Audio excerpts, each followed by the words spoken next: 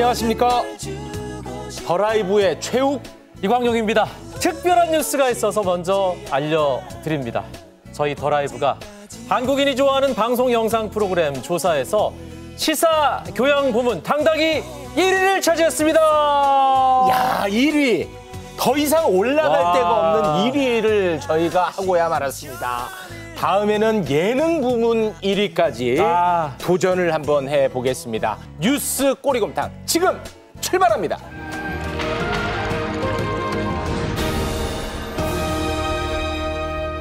장성철 공론센터 소장, 장윤선 정치 전문 기자, 1위 프로그램 출연하시는 두 분 축하드립니다. 네, 어서 오십시오. 축하드립니다. 제 일생일대의 가장 큰 행운은 최욱, 이광용 앵커와 이 더라이브에 출연하는 것이다라고 다시 한번 말씀드립니다. 그 표정 좀 밝게 하세요. 침은 좀 바른데. 이 학폭 사건의 가해자의 아버지는 대통령실 김승희 의전 비서관입니다. 리코더, 주먹 등으로 머리와 얼굴, 눈팔 등을 때려 전치 구두 상해를 입힌 폭행 사건입니다.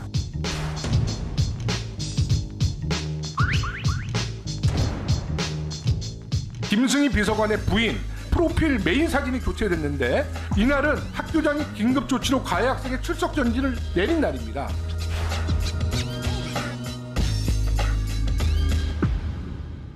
국정에 부담을 주지 않기 위해 사표를 제출했고 즉각 수리됐습니다. 김승희 전 의전 비서관 자녀의 학교 폭력 사건, 이게 참 간단치 않아 보입니다. 간단치도 않을 뿐만 아니라 매우 심각하고 충격적인 사건입니다. 일단 지난 7월 김승희 전 의전 비서관의 딸이, 그러니까 딸은 초등학교 3학년이고요. 피해 학생은 초등학교 2학년 여학생입니다.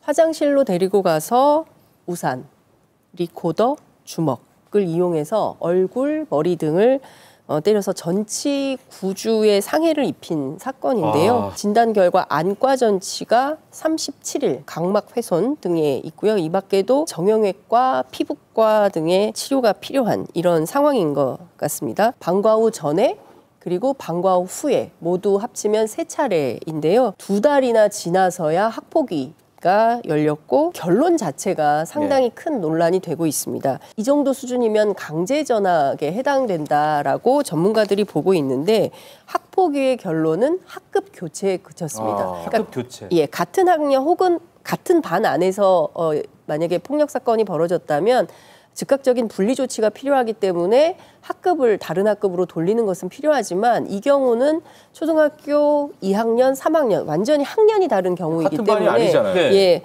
그래서 사실은 별로 의미가 없다. 학급 교체라는 게. 근데 왜 이런 방식으로 조치가 내려졌는지 상당히 의문이다. 일파만파 의문이 확산되고 있는 상황입니다. 아니, 이거 진짜로 말씀하신 거 들어보면 상황이 굉장히 심각합니다. 전치 구주니까.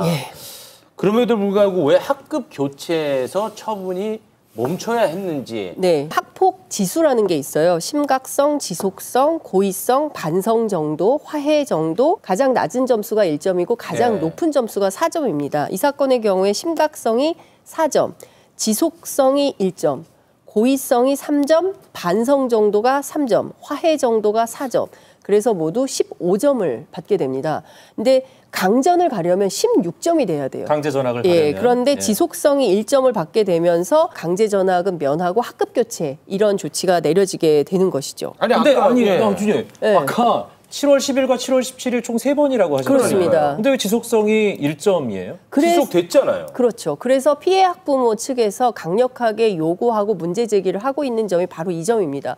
고의성이 있다. 그리고 지속성이 있다. 3번이나 연거퍼서 발생한 이 폭력 사건에 대해서 어떻게 1점을 줄 수 있느냐. 이거는 상당히 심각한 문제가 있고 강제 전학 조치를 취해달라고 요구하고 있는 상황입니다. 지금 피해자 측 주장만 보면은 방과 후 수업에 만날 때마다 폭행이 있었다고 보이거든요. 처음에 시작은 아이들 간의 이제 장난으로 좀 시작을 했던 것 같아요. 뭐 농담도 하고 뭐 이러다가 피해 학생을 화장실로 불러서 화장실에 사람이 있는지 없는지를 확인을 하고 칸칸이 다. 그런 다음에 없는 게 확인이 되고 바깥에 친구를 망원으로 하나 세우고 그리고 나서 이런 폭력 사건이 벌어졌기 때문에 네.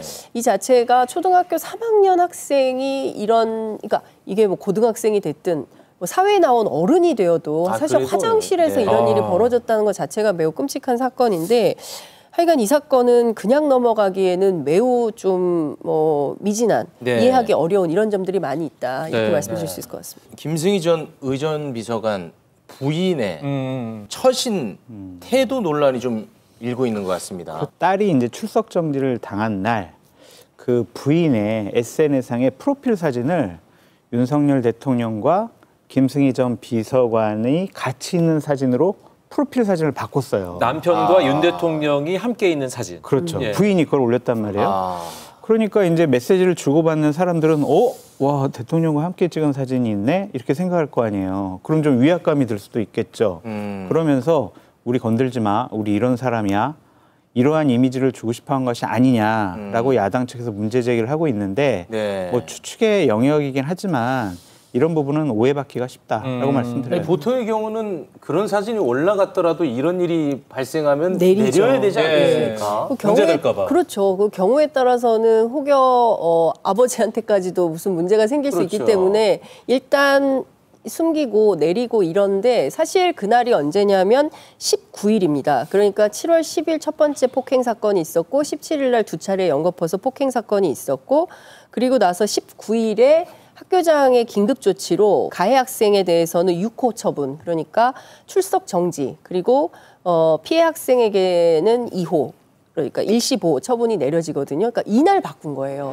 이날 카톡 프로필을 바꾸면서 피해 학부모들 입장에서는 아니 이 사진이 뭐야. 그러니까 기본적으로 우리가 상당히 권력과 가까워라는 것을 우회적으로 강조하기 위한, 그리고 당시의 정세를 지금 뭐 강서구청장 보궐선거 이후에 정세가 상당히 많이 바뀌긴 했습니다만 그 전까지만 하더라도 대통령 이념이 가장 제일 중요하다라고 강조하면서 사실 강공 드라이브를 걸던 시점이었기 때문에 어찌 보자면 큰 틀에서 보면 어떤 위협이나 네. 이런 거를 느끼기에 충분한 태도가 아니었냐. 그리고 특히 관련해서 김용호 의원 자체는 SNS 프로필 사진을 교체한 것만으로도 이거는 외압으로 비춰질 네. 수 있다. 이렇게 지적을 하고 있습니다. 무엇보다 진술서에 딸의 행동을 사랑의 매라고 생각했다. 누가요? 엄마가요. 그러니까 가해 학생의 엄마. 그러니까 김승희 의전 비서관의 부인인 거죠. 이분의 이런 태도를 보고 많은 시민들이 정말 경악을 금치 못하는 수준 아니냐라고 지적을 하고 있습니다. 그건 어떤 사랑인 거예요, 그러면? 이해가 안 된다. 지금 이 전치 구주가 어느 정도냐면요. 의사들에 따르면 이제 뼈에 이상이 생겨야 되는 정도로 심각한 네. 상황이고, 교육계 관계자들 취재를 해봤는데 이 정도 수준이면 100% 강제 전학이다.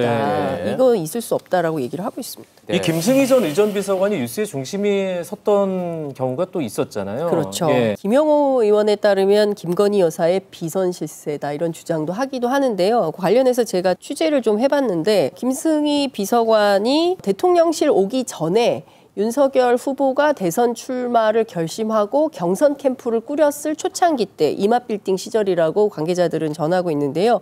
이때 여사 라인으로 결합한 것은 사실이다라고 이제 얘기를 하고 있고요. 당시에도 경력이 분명하지 않은데 홍보 전략 전체를 총괄하겠다고 해서 내부에서 좀 논란이 있었대요. 그렇기도 하고 초반 업무상 문제가 좀 생겨서 배제된 일도 있었다. 그러고 나서 이제 사라진 줄 알았는데 용산에 있는 게 확인이 돼서 캠프 관계자들도 많이 놀랐다. 이런 얘기를 하고 있기도 하고요.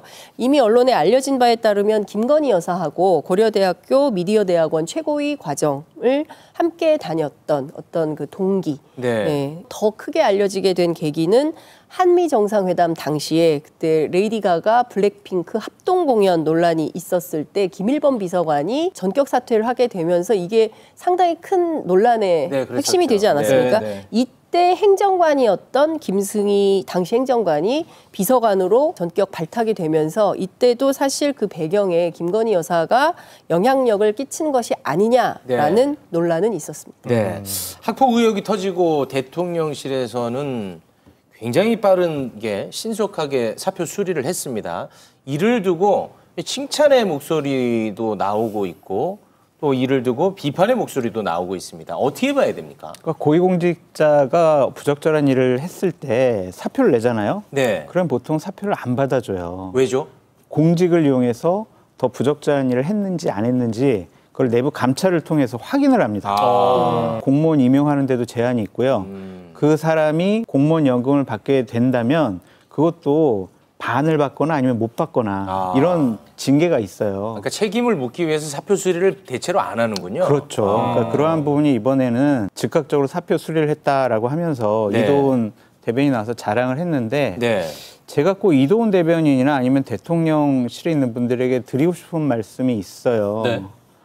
권력자가 대통령실이 보호해야 될 사람은 대통령의 측근이나 참모가 아닙니다. 대통령의 측근이나 참모의 가족들로 인해서 피해를 받은 학생이고 네. 그 피해를 받은 학생을 보는 그 부모의 가슴이 무너지는 그러한 마음을 위로하고 보호해 주는 것이 권력자가 할 일이지. 네. 그 대통령 참모를 보호하려고 자 우리 잘했어요. 우리 즉각 사표 받았어요. 오 우리 예전과 달라졌어요. 우리 칭찬해 주세요. 네. 이래서는 안 돼요. 네. 국민 여러분 죄송합니다가 먼저 나와야 해요. 네. 근데 이번에 그게 빠져 있어요. 네. 그래서 저는 상당히 유감스럽고 잘못됐다라고 말씀드립니다. 네. 그리고 또 하나 주목해야 될 지점이 대통령실이 사전에 알았냐 몰랐냐. 알았다면 왜 특별한 조처를 취하지 않았느냐. 몰랐다면 이건 무능한 거 아니냐. 이런 이야기가 있는 것 같습니다. 대통령실에 공직기강 비서관실이 왜 있어요? 그러니까 이런 일들을 쭉 스크린하고 네. 또한 대통령실 참모나 아니면 고위공직자들이 잘못된 행동을 했든지 아니면은 사전에 하지 못하게 하든지 했으면은 즉각적으로 조치하든지 그런 거 하기 위해서 공직기강 비서관실이 있잖아요. 네. 근데 이번에 그러한 스크린 과정이 전혀 통하지 않았던 거예요. 봐준 것도 문제고 몰랐던 것도 문제다. 그렇게 말씀드려요. 아, 이게 뭐 사표가 어찌됐든 즉각적으로 수리가 됐기 때문에 이제는 공직자가 아닙니다. 네. 그러면 이제 감찰 뭐 이런 활동을 할 불가능하죠. 수가 없는 거죠. 네. 앞으로는 이 건은 어떻게 되는 겁니까? 김승희 전 비서관 측에서 피해 아동 측에게 한 행위는 담임 선생님을 통해서 연락처를 전달해주고 연락을 해달라. 요게 끝이거든요. 그러니까 무슨 얘기냐면 구체적으로 찾아가서 직접적인 사과하거나 사과가 없었다는 그렇죠. 거잖아요. 반성하거나 네. 이런 게 없는데 지금 이 와중에 화해 논란이 있는 것은 좀 문제다라는. 화해예요? 그러니까요. 그런 얘기가 지금 나오고 있습니다. 왜냐하면 경기도 교육청에서 후속 조치와 관련해서 당사자 간의 화해를 중재하겠다 이런 입장을 밝혔기 때문에 네.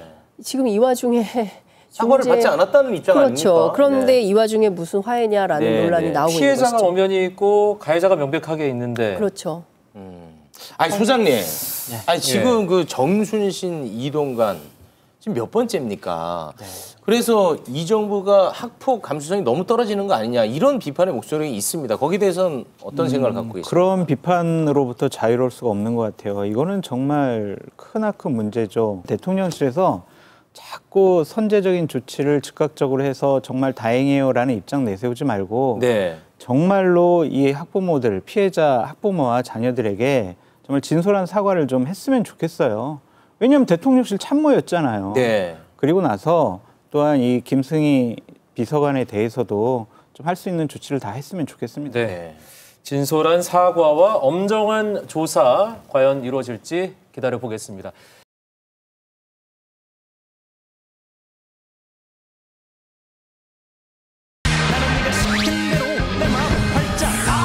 열어놨을 뿐이야.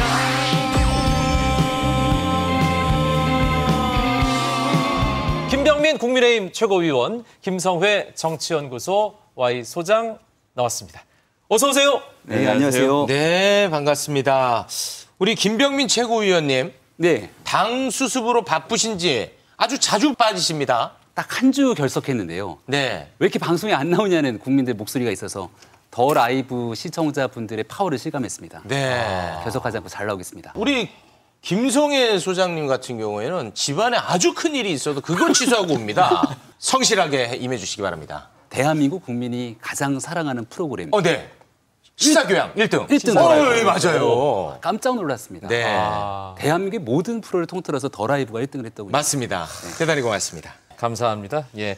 자, 우리 김병민 최고위원, 예, 더 라이브의 존재감을 확실하게 알고 있는 김병민 최고위원이 몸담고 있는 국민의힘이 당의 진실한 변화를 만들어갈 혁신위원장으로 인요한 교수님을 모시고자 합니다. 전권을 가지고 독립적인 판단을 하게 될 것입니다. 와이프하고 아이만 빼고 다 바꿔야 된다. 많이 바꿔야 될 것 같아요. 피눈물 같이 대한민국을 사랑하는데 그 기초를 다져야 돼요. 요번에 다 바뀌어야 돼요. 김한길 위원장님이랑 매일 통화하는 친한 사이라는 보도가 나와서 그거에 대해서 이제 그거 별로 중요한 거 아니고요. 프로그램을 같이 만들어서 친한 사이다. 그런 뜻 외에는 아무것도.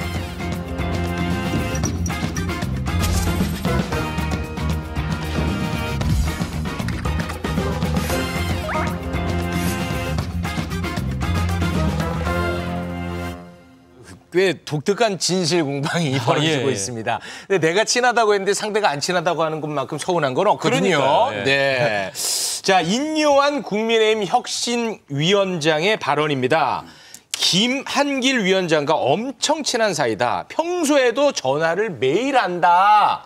이 발언의 감정가 지금 바로 매겨 주십시오. 인요한 교수가 혁신위원장에 발탁된 이유를 두고 김한길 국민통합위원장과의 친분 때문이라는 분석도 나왔죠.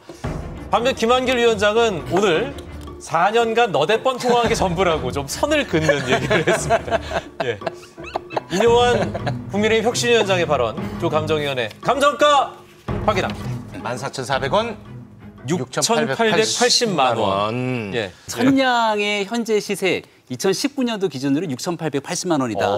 이런 분석들이 나와 있던데요. 말 한마디로 천냥 빚을 갚을 수도 있고 또 빚을 지을 수도 있는데 네. 그만큼 정치권에 들어와서 말 한마디 표현 하나가 얼마나 큰 나비 효과를 불러일으킨지 인요한 위원장이 좀 깨닫지 않았을까 싶습니다. 그러니까 개인적인 친분이 과거에 있는 거는 뭐 부정할 수 없는 사실인데 최근에도 통화를 자주 한다라고 하는 표현들을 이제 언어 사용에 있어서 조금 수식어가 과하게 들어간 게 아닌가. 그러니까 저도 김한길 위원장이 저희 같은 동네 살아요.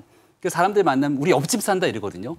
근데 실제 보면 바로 옆집이 아니라 조금 건너 샀는데 듣다 보면 우리 옆집 산다 하니까 진짜 옆집인 것처럼 또 오해해서 들릴 수도 있겠죠. 네. 자주 연락드리고 인사드리죠라고 하지만 어쩌다 한번 전화드리는 걸 그렇게 또 표현할 수도 있는 거라고 생각하기 때문에 네. 지금 인요한 위원장이 국민의힘의 혁신을 담당하고 있는 막중한 임무를 지니고 있는 만큼 네. 말 한마디에 대한 그 중요성에 대해서 다시 한번 깨닫게 깨닫지 되는 않았을까? 계기가 됐을 거라고 봅니다. 야, 근데 아무리 과장을 해도 매일 통화한다. 네. 알고 봤더니 1년에 한 번 통화한다. 이거는 과장이. 아니, 그럼 우리 와, 김병민 이거- 최고위원 실제로는 어느 정도 통화? 수식어가 좀 들어간 것 같은데 저도 김한길 위원장 자주 만나죠. 통화드리죠 하는데 어쩌다 한번 통화하면서도 네. 워낙 살갑게 지내다 보니까 네, 알겠습니다. 그런 인식들이 심어졌습니다. 야, 1년에 한 번 통화하는데 매일 통화한다고 표현하나요? 내일 아침에 보도에는 이제 김한길 국민통합위원장께서 국민의힘 지도부 최고위원과 매일 통화하고 있다 이렇게 이제 보도가 나겠네요. 예. 14,400원 어떤 공연의 가격인데요. 제가 졸리실 시간 돼서 공연 잠깐 보여드리고. 예. 예. 뭐야? 뭐야? 잘 안 보이는데? 잘 안 보여. 안 보여. 지금 잘 안 보여. 잘 보이지 않아요? 지금 예. 영상에 잘 표현이 영상 안 됩니다. 보이네요. 네네네. 안타깝네요. 저걸 일일이 다 그리셨는데. 예.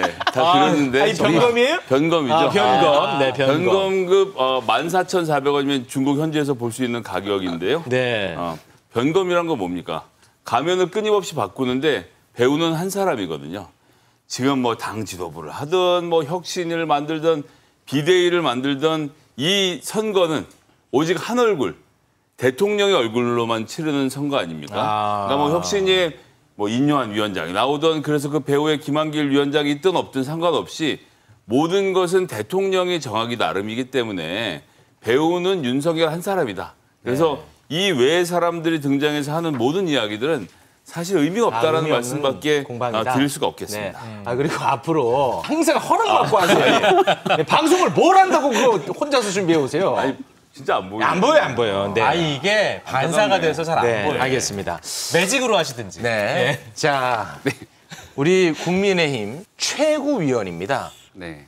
그리고 화면에서 항상 중심에 잡히는 최고 중에 최고위원이란 사실상 말이에요. 넘버 투잖아요. 그렇습니다. 네. 그래서 여쭤보는데 인요한 교수를 혁신위원장에 누가 추천했고 누구의 의지가 반영된 것인지. 왜냐? 지금 이런 분들은요. 네. 김한길 위원장 또는 윤석열 대통령의 의중이 반영됐다. 이런 얘기를 계속 하니까 여쭤보는 거예요. 너무 우리 김기현 대표의 권한과 책임감들이 약간 무시한 발언이 아닌가 생각이 돼서 네. 굉장히 좀 마음이 아픈데요. 네네네. 김기현 대표랑 점심을 같이 먹었습니다. 근데 점심을 같이 먹고 있는데 갑자기 전화를 받고 뛰어나가서 30분 동안 와이셔츠 입고 찬바람 맞으면서 전화를 하더라고요.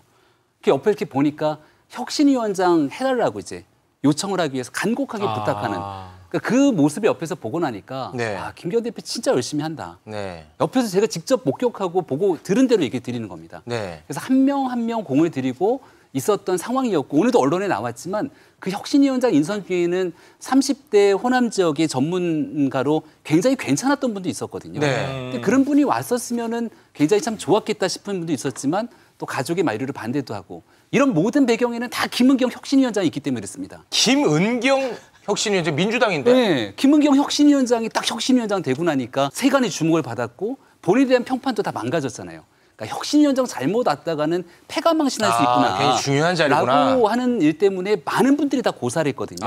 저희 가면 큰일 난다. 그럼요. 네. 그리고 김은경 위원장 전에는 이래경 위원장이 왔다가 또 하려고 하는 과정에 낭만이 본인의 아니, 오지도 과거가 다 않았어요. 문제가 예. 생기고 그래서 이런 일들 때문에 하나하나 단계를 밟다가 네. 마지막까지 고심하던 이뇨한 위원장을 다시금 김기현 대표가 설득한 것이다라고 확실히 말씀드립니다. 아, 당대표 의지가 반영된 거고 네. 당대표가 추천한 것이다. 네. 최고위원들 사실 이제 추천도 있었고. 별로 네. 근거 없이 들리는 게 이렇게 보여요. 한번 좀 봅시다. 한번 보이는 걸로. 그 진작에 매집을 하셨어요. 다음부터 그렇게 할게요. 예, 다음부터 예. 그렇게 하시고요. 자, 예. 오늘 중앙일보 정치부장이 쓴 칼럼의 내용에 보면요. 이번 강서구청장 후보 추천의 비화가 다 드러났는데 당 지도부 중에 핵심이 대통령실에 가서 후보 3명이 있었잖아요. 원래 3명. 그중에 김태호 후보는 이런저런 문제가 있으니까 좀 뺐으면 좋겠다라고 했더니 대통령실의 고위 관계자가 그 해당 발언에선 반말로 묘사가 되어 있었는데 아니 그렇게 뺄 것 같으면 대법원의 판결도 그렇고 김명수 대법원장에 대해서 경고성 의미를 포함하기 위해서 지금 사면을 한 건데 사면이 잘못됐다는 잘못된 인식을 줄 수 있는 거 아니냐. 그러니까 후보에 빼는 건 하지 말아라 라고 했다는 거예요. 그래서 후보에 넣었다는 거죠.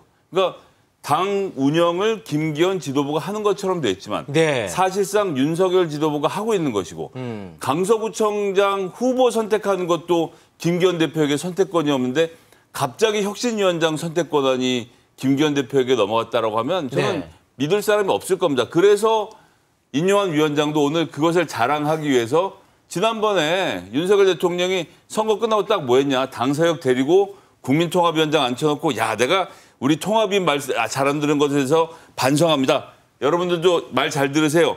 이렇게 말했던 그 김한길 위원장하고 내가 매일 통화하고 있는 사이다. 라고까지 했잖아요.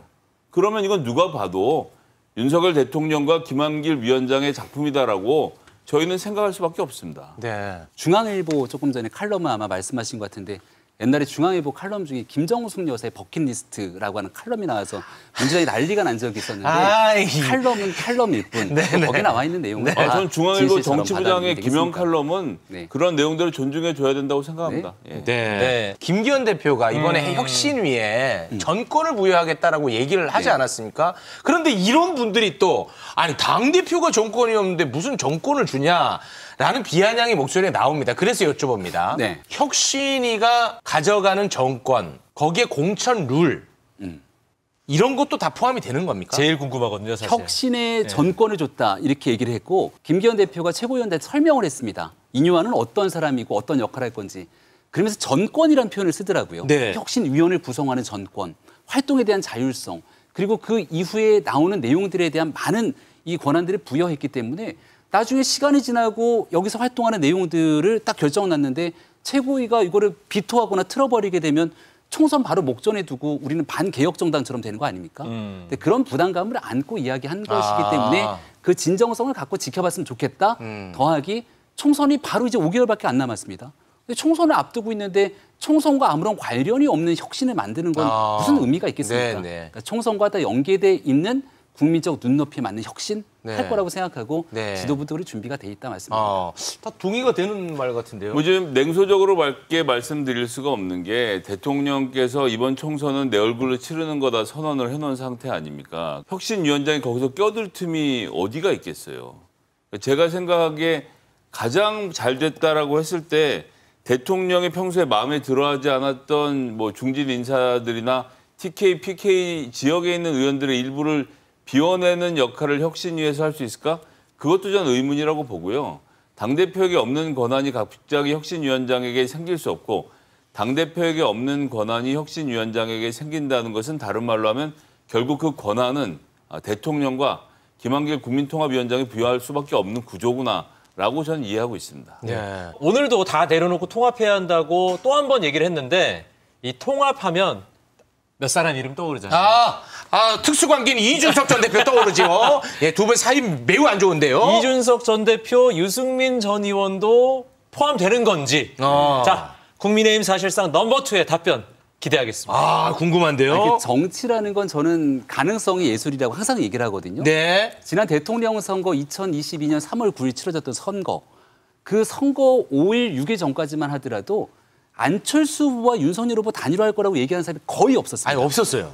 밤 사이에 그 짧은 시간 변화로 네. 극적인 단일화가 짠하고 성사가 됐거든요. 네. 그만큼 정치라는 건 알 수가 없는 상태에서 국민 눈높이를 맞춰가는 과정일 텐데 네. 혁신위가 그런 내용들을 잘 알고 있기 때문에 네. 국민들이 뭘 원할까 생각하면 저도 지역구 다니면서 제일 많이 듣는 게 그겁니다. 그만 좀 싸우라고. 첫 번째는 우리끼리 좀 그만 싸우고 두 번째는 민주당이랑 좀 그만 싸우고 네. 그런 얘기들을 인요한 위원장도 잘 알고 있기 때문에 통합이랑 화두를 던진 거고 거기에서 함께 가자고 얘기를 했을 때 어느 누가 거부하겠습니까? 근데 요즘 또 그럼에도 불구하고 자꾸 싸우시는 분들이 있어서 좀 그만 싸웠으면 좋겠다. 자연스럽게 바로 그 얘기야 또. 요 얘기 좀 더 길게 하고 싶었는데 이쪽으로 또 저를 몰아붙이시네요. 네. 안철수 의원하고 이준석 전 대표의 싸움이 사실 저는 끝난 줄 알았습니다. 그런데 이제는 IT 전쟁으로 지금 이어지고 있습니다. 안철수 의원이요. IT에 밝긴 하십니다. 예, 이준석 전 대표 제명 서명을 간편하게 할 수 있는 홈페이지를 개발을 했어요. 그래서 이걸 만들었습니다. 여기에 대해서 또 이준석 대표는 많은 참여 부탁한다고 비꼬 왔어요. 이 싸움 당내에서 어떻게 보고 있는지 이제는 좀 밝혀주십시오. 진지하게 큰일 났다. 이 싸움으로 인해서 뭔가 대단한 당내 갈등이 초래되고 촉발될 거라고 평론하는 평론가분들은 많지 않은 것 같고 약간 피식 웃으면서 넘기는 분들이 많은 것 같아요. 그러니까 안철수 의원과 이준석 전 대표 간의 갈등은 본인 스스로 톰과질이라고 얘기했던 것처럼 그러니까 뿅망치로 두들기는 정도의 얘기처럼 비추는데 이른바 민주당의 이 수박세출 논쟁처럼 가게 되면 정말 세게 부딪히는 내적 갈등처럼 비춰지지 않습니까? 요거는 그냥 귀여운 다툼? 저는 뭐 이 정도는 이 온라인 뉴스를 생산해주는 가십거리 정도의 그렇습니까? 성격에 불과한 것이 아닌가. 가벼이 보는 것 같습니다. 예, 대통령 후보로서 윤석열 대통령과 함께 단일화를 이뤘던 한 사람의 주역이고 제명을 하자고 하는 것은 좀 굉장히 큰 문제로 보이긴 하는데 네. 한편으로는 별로 크진 않아요. 그러니까 뭐 결국은 안철수 의원이 분당에서 공천을 더 확실하게 하고 싶고 내가 이준석 잡는 대항마라고 말하고 싶은데 그 지역에서 이준석 후보랑 같이 겨루지도 않을 거잖아요. 그래서 목적 없이 하고 계시는 것은 좀 안타깝습니다. 그러니까 안철수 의원은 독자 행보로 보시는 겁니까? 이거를 시킬 정도로 국민의힘이 이상하진 않다고 생각합니다. 죄송한데요. 예, 그렇습니다. 독자 행보. 네. 알겠습니다. 네. 유승민, 이준석 신당의 지지율이 17.7%가 잡혔어요. 네. 심지어 윤석열 대통령이 주도할 신당, 이 가정입니다만 이거보다 세게 나왔거든요, 지지율이. 네. 예. 보니까 제일 먼저 눈에 들어오는 건 신당에 대한 지지율에서 상당 부분 민주당 표를 더 많이 가져가더라. 민주당 표를 국민의힘 표보다 더 많이 갖고 가는 걸로 나오더라고요. 유승민, 이준석 신당의 경우에. 그래서 사실 당에서 봤을 때는 그럼 지지자들이 우리 지지자보다 민주당 지지자들이 더 많이 지지하는 거네? 라고 또 비춰줄 수도 있는 거지 않습니까? 그러니까 실질적인 신당 창당에 대한 파괴력에서 어느 표를 가져가냐에 대한 게임이기도 한데요. 네. 그러니까 그만큼 이준석 전 대표나 유승민 의원이 당내의 진정성을 가지고 비판하는 모습이라고 보는 분들도 계시겠지만 당보다 민주당을 이롭게 하는 것 아니야? 라는 메시지들이 사실 저런 여론조사를 보면 또 하나의 조사 결과로서 드러난 것 아닌가라는 생각도 들 수 있거든요. 뭐 선거는 지금 나오고 있는 기류들이 한 달, 두 달 지나서 총선이 다가올 때는 언제든지 급변할 수 있는 거기 때문에 네. 큰 의미를 둘 조사는 아니다라는 생각이 들지만 굉장히 흥미로웠던 건 민주당 지지자들이 상당히 많이 들어가 있는 조사 결과가 아니죠. 17%에 들어간 것 아니, 아닌가. 김병민 최고위원님. 네. 제 귀가 이상한 건지 모르겠는데 약간 나가는 것도 나쁘지 않겠는데 하는 뉘앙스로 들릴 수 있어요. 우리는 예. 인요한 위원장의 통합을 강조했기 때문에 그러니까요. 대통합을 중심으로 분열하게 나아가는데 예. 이런 여론조사가 돌린 것 자체가 사실은 썩 맞득지 않고 네. 왜냐하면 여기에 대해서 이게 기정사실화 되지 않았는데 꼭 몰아세우는 것 같은 여론조사에서 네. 그래서 그 조사가 큰 의미를 담고 있지 않다라고 하는 내용들을 다시 한번 네. 말씀드리기 위함이었다. 네. 어쨌든 이준석 전 대표가 이제 미래 권력으로서 자기 자리를 잡은 건 사실인 겁니다. 즉 세대별로 했을 때 20, 30대에서 지지를 받고 있는 것이고 거기에서 특히 중도층 나는 어느 정도 지지하지 않아라고 말하고 있는 한 50%가 넘는 그 중도층에서 이준석 대표의 발언이 지금 어필하고 있는 것이거든요. 그런 점에 대해서는 민주당이 긴장하고 바라봐야 될 지점 분명히 있다고 생각하고요. 다른 한편으로는 현재 민주당을 구성하고 있는 지지율 중에서 상당 부분이 이런 중도층에서 관심을 가져준다는 얘기이기도 한 겁니다. 이준석한테 갈까 민주당에 갈까 고민하고 있다는 것 자체가 민주당이 유연하게 움직일 수 있는 저는 그림을 만들어주기 때문에 나쁘진 않다고 보는데 네. 국민의힘 하나만 말씀드리면 인요한 위원장 얘기하는데 지금 국민통합 얘기하잖아요. 이 국민통합은 그냥 통합만 얘기했죠. 국민통합 우리 김한길 위원장이 하신 말씀이고 그래서 통합 얘기를 하는 건가? 뭐 혼자서 그렇게 싶은 건데 모노드라마. 예를 들어서 인요한 위원장이 이준석 대표를 당에 잔류시키면 당내에 있는 당원들의 반발을 누를 수 있을까요? 인요한의 정치력으로? 전 안 될 거라고 봅니다. 당내 이준석 대표를 잡아두려면 윤석열 대통령이 직접 이 의논 관계를 풀어야 되는데 그만큼의 품넓은 정치를 하시면 전 기회가 온다. 이재명 대표와 김기현 대표도 같이 만나서 민생도 논의하시고 또 이준석 대표도 품어서 내가 정말 국민들이 다 오르니까 국민들의 말씀을 듣겠다라는 대통령의 자세를 한번 보여주시면 지금 어려운 난국을 타개하는 데 큰 도움이 될 것 같습니다. 네. 이 풍문 하나만 더 팩트 체크 해보겠습니다. 혁신위원장 후보군에 하태경 의원도 있었는데 하태경 의원이 이준석 대표를 안고 가자라는 주장을 너무 세게 해서 후보군에서 배제됐다라는 풍문이 있거든요. 다른 풍문도 있죠. 김기현 대표 수도권 출마하라 그래서 배제됐다라는 풍문. 그런 풍문도 직접 입으로 말씀하시네요. 그러니까 여러 풍문이야 뭐 많은 네. 거니까. 근데 하태경 의원이 라디오에서 얘기하는 거 다 저도 듣고 하태경 의원도 가까워서 자주 소통하는데요. 하태경 의원이 나 혁신위원장 제안 좀 받을 수 있다. 조건 걸면서 했던 그 라디오 발언에서 했던 얘기가 저 사람을 포용하기 어려워도 저 사람의 생각은 다 가져가면 될 것 아니냐. 이런 얘기를 했거든요. 혁신위원장이 하태경 의원이 오진 않았지만 하태경 의원이 갖고 있는 생각들은 인용한 위원장이 다 갖고 왔다고 저는 생각합니다. 네. 이거 굉장히 좀 묵직하게 들리는데요. 그래서 그렇게 포용하고 함께 가기 위한 노력들 네. 이런 것들을 인용한 위원장이 다 얘기하고 있는 거잖아요. 네. 저희가 지켜보도록 하겠습니다. 진짜 말대로 이어지는지 알겠습니다. 한동훈 장관 출마설은 계속해서 조금씩 총선에 함께 했으면 좋겠어요? 아니면 안 했으면 좋겠어요? 저랑 가까운 동네에서 함께하면 좋겠죠. 만약하게 된다면. 시너지 효과를 말씀하시는 어디든지 건가요? 한동훈 장관이 와서 뛰겠다 그러면 충분한 그 시너지 효과가 있을 건데 가능하면 그런 생각 갖고 있는 사람들이 꽤 있지 않겠습니까? 민주당 입장에서는 한동훈 장관이 출마하는 게 좋아요? 안 하는 게 좋아요? 그건 뭐 본인이 알아서 할 문제니까요. 총선에서 한동훈 장관의 등장 유무가 큰 승부를 낼 거라고 보지는 않습니다. 그리고 본인도 지금 입장을 안 정했을 거예요. 정했다면 큰일이죠. 정해놓고 계속 이 야당 대표를 포함해서 뭐 범죄자니 무슨 뭐 증거가 차고 넘치니 이렇게 하면 정치를 위해서 지금까지 검찰의 수사를 드라이빙을 걸어온 것 같은 인상을 풍기는 것은 굉장히 안 좋은 일이니까요. 자중하면서 판단하겠죠. 네.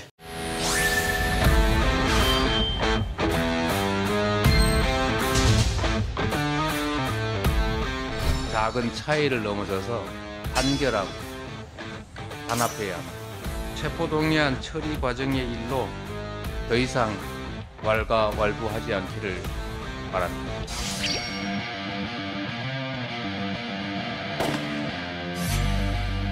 왈가왈부는 가부를 말하지 말자. 지금은 국민들의 삶이 더 고단하니 잠시 미뤄두자. 이런 거고요. 총선이라는 대회전, 결승전을 앞두고 있거든요. 그러면 경기를 잘 뛰는 선수를 기용해야 되는 거죠. 삑사리 내는 사람을 등용할 수는 없지 않습니까?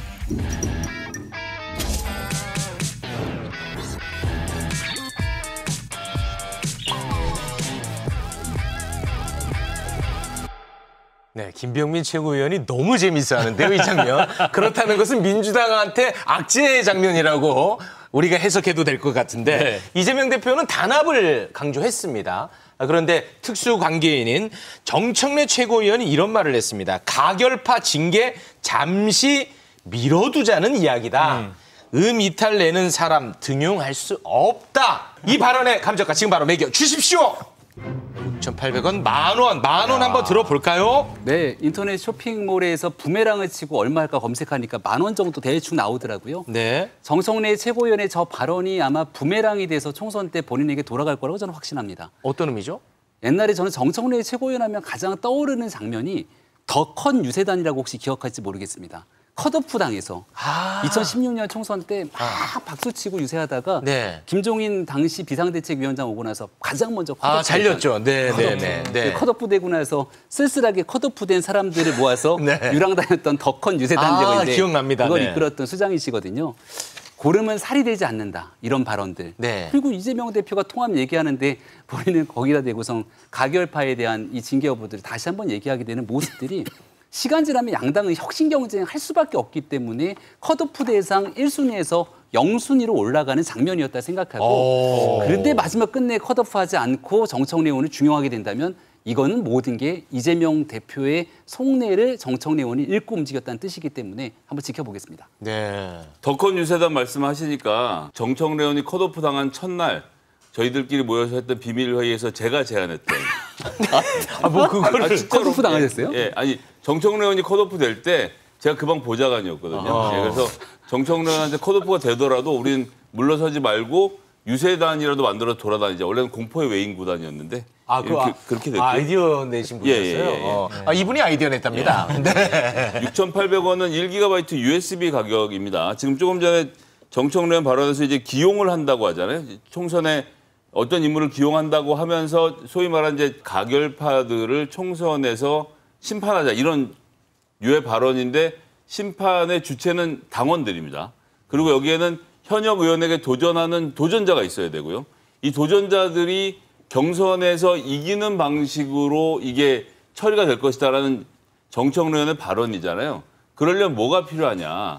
지금 민주당의 현역 기득권은 굉장히 센데 그중에 제일 센 것 중에 하나가 권리 당원들. 저희 당원들의 명단이 있는데 현역 의원만 딱 갖고 있고 도전한 후보에게는 이 명단을 아예 공개를 하지 않는데 어느 정도냐면 몇 명인지도 공개를 하지 않습니다. 해당 지역에.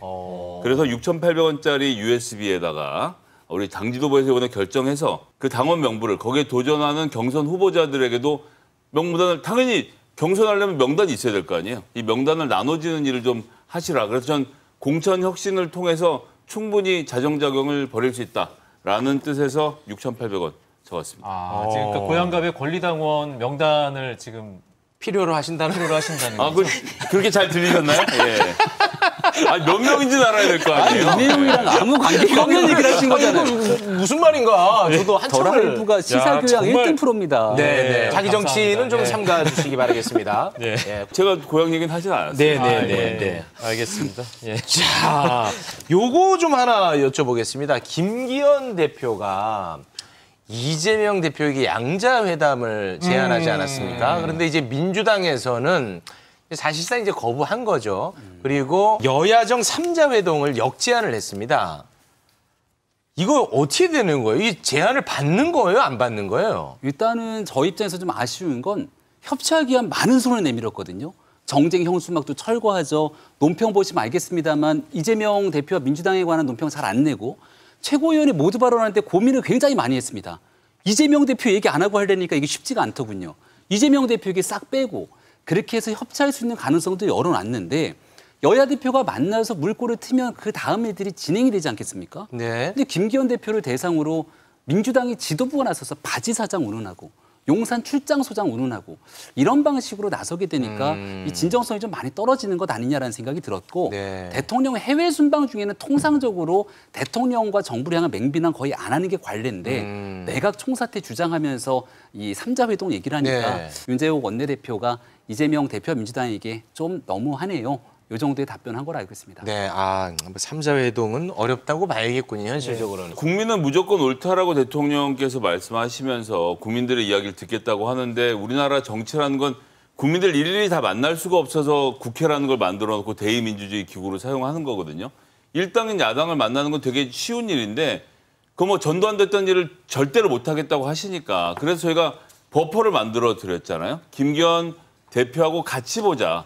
두 당대표가 대통령을 뵙는 형식을 취하면 본인으로서 부담을 더는 건데 그것도 못하겠다고 하시면 야 이거 전두환 노태우도 했던 일을 독재 정권도 했던 일을 박정희 대통령도 했던 일을 왜 윤석열 대통령만 끝까지 못한다고 하실까. 그러면 아무나 좋으니까 야당 의원 아무나 하고라도 좀 대화를 하는 거를 이게 정 힘들면 예를 들면 상임위별로라도 초대를 해서 만나는 방법도 있거든요. 네. 대통령이 국민에게 들으시려면 국민 중에 야당이 있다는 걸 인정하시는 게 1번 과제 아니겠나? 네, 정말 짧게.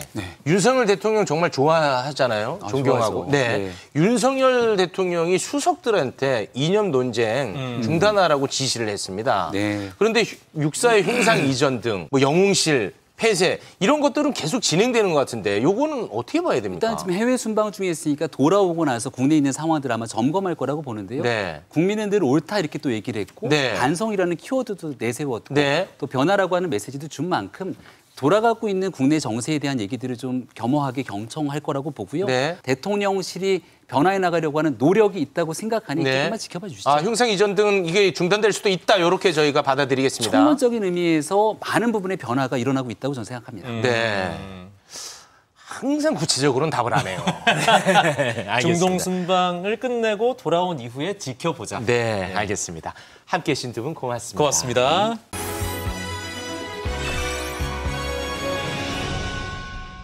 한때 중동붐 특수에 올라탔던 분 모시고 이야기 나눠보겠습니다. 아살라무 알라이쿰. 네. 아살라무 알라이쿰. 예. 주차장에 그 낙타가 있던데 그거 타고 오셨나 보군요.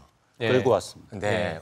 그 왜 그 중동 경제통이라는 얘기를 들었는데 무슨 뭐 개인적 인연이 있나요? 제가 20년간 애널리스트 생활을 했는데요. 네. 건설 회사와 그리고 중동 플랜트를 분석했고 또 공교롭게도 중동에서 한국의 건설사들이 수주를 가장 많이 했을 때 제 연봉이 가장 높았습니다. 그리고 중동에 자스민 혁명 기억나세요? 예. 그때도 제가 중동에 출장 갔습니다. 그랬더니 제 아내가 자기 그 기자냐, 거길 왜 가냐. 그런데도 제가 다녀왔습니다.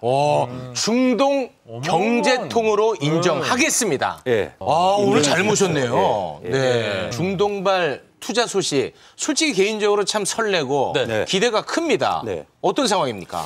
그러니까 MOU가 뭐냐면 쉽게 말하면 그냥 협상에서 일종의 양해각서 정도 맺은 거거든요. 그래서 구체적으로 계약 맺는 데는 시간도 걸릴 수도 있고 안 될 수가 많아요. 그러니까 한번 잘해보자 이런 거죠. 그렇습니다. 예. 그런 차원에서도 그게 다 우리한테 돈 벌게 해줄 거다 이렇게 보서는 안 되는데요. 네. 그럼에도 불구하고 한 3가지 정도는 의미 있는 프로젝트가 이번에 계약이 됐습니다. 실제 이건 MOU가 아니라 계약이 실제로 체결됐습니다. 계약. 예. 체결된 거네요. 예. 이거. 그래서 첫 번째는요. 현대자동차가 중동의 첫 생산 공장을 설립하기로 했습니다. 그래서 5억 달러 정도 규모로 해서 이제 전기차를 중심으로 해서 생산해내겠다. 그래서 사우디하고 공동 투자하는 계약이고요. 두 번째는 현대 엔지니어링과 현대 건설이 사우디의 자프라 가스 플랜트를 3.2조 원대 수주했습니다. 3조 2천억. 예, 이것도 계약이요. 네. 이것도 의미가 규모가 굉장히 크죠. 네, 규모 크네요. 세 번째 마지막은 네이버가요. 디지털 트윗 플랫폼이라는 걸 수주했는데 뭐 규모는 작습니다. 근데 지금 사우디가 스마트 시티를 계획 중이에요. 그래서 교두보를 마련했다고 볼 수 있는 거죠. 네. 그런 차원에서는 좀 의미 있는 프로젝트가 수주했는데 여기서 잘 공통점이 있습니다. 현대차와 현대 엔지니어링과 현대건설은요 같은 그룹이에요. 그러네요. 그러니까 제가 생각하기에는 뭐 어떤 딜이 있었어요. 이 안에. 그러니까 뭐냐면 여기에 집 공장 져주면 이 프로젝트 수주해줄게. 이런 게 좀 있지 않았을까라는 생각은 일단 해봅니다. 뭐 원래 이제 그런 거죠, 사업이다. 그렇죠, 그렇죠. 네. 그렇죠. 그거 굉장히 다 좋아 보이는데 막 이렇게 즐거워해도 되는 거 아니겠습니까, 이 정도면? 그렇죠. 근데 사실은 이 아라비아 상인 분들이 굉장히 돈에 밝습니다. 그래서 자기한테 손해보는 일들은 안 할 거잖아요. 그런 네. 차원에서 좀 꼼꼼하게 살펴볼 필요가 있다는 거죠. 첫 번째부터 한번 살펴볼까요? 좋습니다. 그 계약 내용을 바탕으로 그렇죠. 꼼꼼하게 살펴봅니다. 사실 현대차가 중동에서 공장을 설립합니다. 중요한 게 뭐냐면 지분 관계가 여기서 약간 이상해요. 현대차가 공장을 져주고 심지어 브랜드도 쓰게 해주는데 현대차가 지분을 30% 가져오고 사우디 국부펀드가 70%를 가져갑니다. 네. 근데 지금 사우디는 경제 정책의 목적이 뭐냐면 오일 생산만 하다가 이제는 제조 국가로 바꾸고 싶은 거예요. 네네네. 그래서 이런 제조 공장이 필요해요. 근데 제조 공장만 만드는 게 아니라 브랜드 있는 제조 공장을 유치해야 될 거 아니에요. 네. 그런 차원에서 현대차가 사실 여기서 투자해 주는 건 그들한테 굉장히 좋은 일이에요. 너무 고마운 일이죠. 그렇죠. 근데 왜 지분을 30%밖에 안 주는 거예요? 우리가 3이고 예. 사우디가 7이라는 거예요? 사우디 국부펀드가 70을 갖는다는 그렇습니다. 거죠. 예. 심지어 이 현대차라는 브랜드는요. 브랜드 가치만 24조 원이에요. 아, 그럼요. 그러니까 이 브랜드를 거기다가 써주게 해주는 건 사실 굉장히 고마운 측면인데 그런 측면에서 좀 아쉬운 측면이 있다는 거죠. 두 번째는 아까 단일 프로젝트로 해서 3.2조 원대 수주를 했는데요. 이것도 저희가 좀 곰곰하게 살펴볼 필요가 있다는 거죠. 제가 이걸 보여드릴 건데 이거 굉장히 충격적이에요. 이건 뭐냐면 19년 동안 중동을 중심으로 해서 한국의 건설사가 수주를 해서 공사를 해왔잖아요. 거기에 나온 영업이익과 적자를 보여드린 그래프입니다. 19년간. 그런데 이때 보시면 잘 이익을 나지만 네. 2013년 이후부터 한 해에 1조 이상의 손실을 내요. 어우, 적자가 너무 큰데. 적자 폭이 진짜 어마어마한데요. 그래서 제가 이걸 누적적으로 표현했더니 19년간 중동을 중심으로 해서 심지어 7천억 적자를 냈어요. 수주를 하는 게 다가 아니라 중요한 건 돈을 벌어야 될 거 아니에요. 그래서 저는 이 수주한 게 과연 돈을 벌 수 있느냐가 굉장히 회의적이라는 거예요. 근데 왜 이런 적자가 난 걸까요? 가장 큰 이유가 뭐냐면 사우디를 중심으로 해서 중동에서 수주하면 가장 큰 제약 조건이 뭐냐면 일종의 사우디 제이션이라고 그래갖고 사우디 현지 업체와 사우디 인력들을 채용해야 돼요. 의무적으로요? 그렇죠. 근데 그들은 기술도 없고 경험이 없기 때문에 자꾸 공기도 지연되고 공사비가 많이 드는 거죠. 그렇기 때문에 우리가 수주한 금액보다 훨씬 더 원가가 많이 들어간 거예요. 그러니까 손실이 커지는 거예요. 그러니까 제가 안타까운 거죠. 제가 중동을 여러 번 가봤지만 사우디에서 그 사막에서 한국의 근로자들과 엔지니어들이요. 맥주도 못 마시면서 엄청나게 열심히 일합니다. 그런데 적자를 이렇게 냈어요.